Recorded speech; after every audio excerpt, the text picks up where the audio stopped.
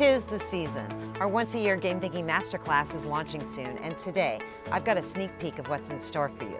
I'm going to teach you how to build a social action matrix that connects customer need to product design. This powerful technique is going to help you lay the groundwork for a compelling customer journey that pulls people back. This sneak peek is one of over 30 videos that you'll unlock when you join the Masterclass. If you like it, you'll love the rest. Happy viewing.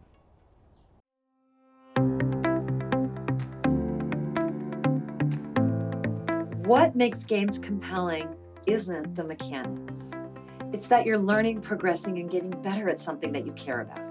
Here's the thing. Fun means different things to different kinds of people. For instance, some people like myself enjoy collaborative activities. Others thrive on competition. These differences reflect the two main branches of game theory: zero-sum games and non-zero-sum games. In zero-sum games, the players compete for a limited resource that's divided up amongst the winners. If I win, you lose. That's the nature of a zero-sum game. We're opponents, and the more people who play, the lower chances of winning. This is how many popular games like chess, polo, and every Olympic competition are structured. Now, in a non-zero-sum game, we're framed as partners, not opponents. We win together and we lose together. In this type of game, players cooperate to create greater abundance for everyone involved. Think about a charity walk. Everyone involved works together toward a shared outcome or goal, something they couldn't accomplish on their own. And the more people that participate, the greater the win for everyone. That's a great example of the structure of a non-zero-sum game. Now, there's an analytic tool called Bartle's Player Types that many game designers have used to ensure their game appeals to a range of play styles. There are 4 quadrants in this model: achievers, explorers, socializers, and killers. Achievers are people who enter an environment and wonder, how do I win? How can I achieve dominance and glory? That's the achiever mindset. Now, explorers are engaged more with the content. They want to know about everything going on in their environment.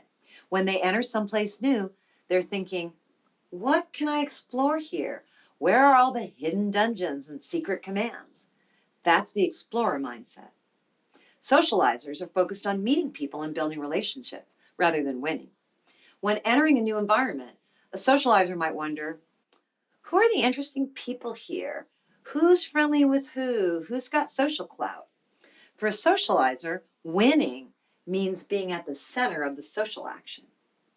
And then there's the killers, otherwise known as griefers or trolls. You know what I'm talking about. These are people that get their kicks from messing around with other players. For instance, a killer might hang around in a gaming lobby like socializers do, greeting newbies, and then kill them and take their loot. That's the kind of fun that a killer seeks out. These archetypes arose from competitive multiplayer gaming, and I used Bartle's model extensively when I was working on MMOs. But when I tried to apply it to more lightweight social experiences, it just wasn't a good fit. I noticed that there were a different set of common play styles that I was seeing across social games. So I created a modified versions of Bartle's play styles to capture these insights and help all of us design compelling online experiences. The first is self-expression, something completely missing from Bartle's model. This urge powers so much modern social media use and drives the monetization of many modern games. Next is exploration. This one is taken directly from Bartle's model. This universal play style is focused around engaging with content rather than interacting directly with people. Instead of achievers and socializers, my model frames these play styles as competition and cooperation, those game theory dynamics that we just reviewed. In practice, I found that this approach helps with product design by clearly differentiating the different ways that someone can win. Some people are motivated by competition. They love it. For instance, if you're building a tool for a sales team, a competitive angle would fit naturally into how they see the world. Others enjoy collaboration. They like to band together with other people to create something that they couldn't create on their own. And those 4 elements are Kim's social action matrix. Now it's your turn. Let's put this tool into practice. Think about the customer experience your product is going to deliver. What are the key actions and interactions in that model? See if you can identify a handful of verbs that drive your experience. Are these verbs about self-expression? Are they about competition, collaboration, or exploration? Let's take a look at how some common verbs map into these quadrants. If you offer actions like challenge or show off or compare or win, those are verbs of competition. You would put those in the competition quadrant. Now, activities like building, designing, creating, customizing, choosing, decorating, even purchasing, these are verbs of self-expression. Those would go in the self-expression quadrant.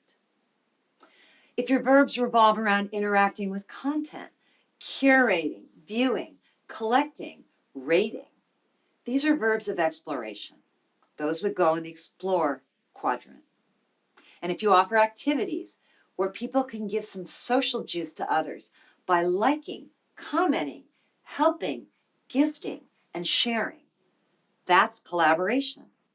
Those would go in the collaborative quadrant. To see this in action, let's take a look at how Slack's social action matrix shapes up. As you can see here, the key verbs are clustered into the self-expression and the collaboration quadrants. If you use Slack, you know intuitively that this maps to what Slack is all about, a better way to collaborate with your teammates. So their social action matrix reflects that focus. Now I want you to notice this is not an analysis of distinct player types. Segmenting your audience isn't the same thing as defining core verbs. An individual person might engage in both self-expression and collaboration, for instance, as Slack users do every day. To apply this tool to your own project, ask yourself, what are the core verbs I'm building into my product? Map those out on the social action matrix and see where they cluster. Do not try to fill in all the quadrants. That's not the point of this exercise.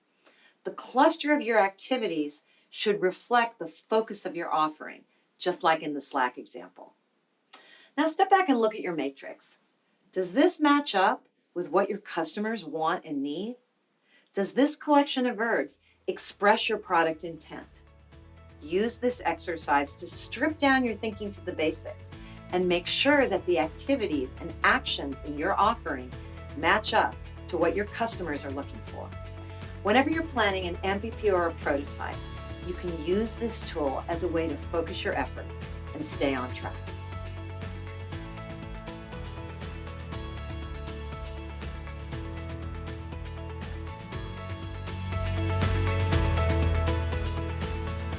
Want to put game thinking to work on your project?